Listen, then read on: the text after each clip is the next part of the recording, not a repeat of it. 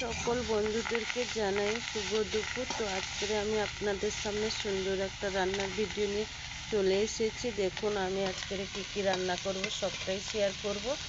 প্রথমে আমি শাক ভেজে নিচ্ছি। বাগানের থেকে বিভিন্ন রকমের শাক তুলে এনেছিলাম।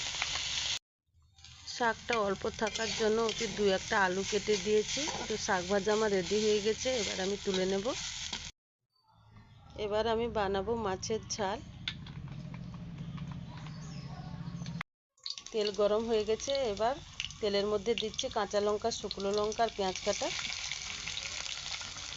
এবার দিয়ে দিচ্ছি কাঁচা লঙ্কা, আদা, রসুন, জিরে বাটা।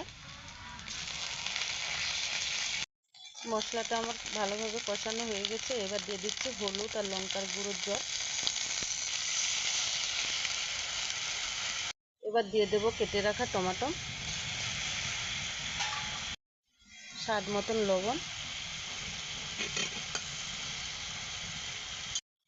মশলা কিন্তু আমার ঠিকঠাকভাবে কষানো হয়ে গেছে, এবার আমি জল তুলে দেব।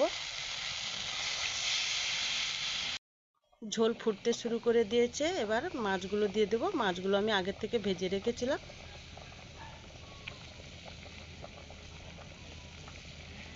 মাছের ঝাল রেডি হয়ে গেছে, এবার তুলে নেব। সবশেষে আমি কুমড়োটা ভেজে নিচ্ছি। তো বন্ধুরা, আজকের ভিডিওটি কেমন লাগলো অবশ্যই কমেন্ট বক্সে জানিয়ে দেবেন। আজকের এই পর্যন্ত, আবার দেখা হচ্ছে নতুন ভিডিও নিয়ে।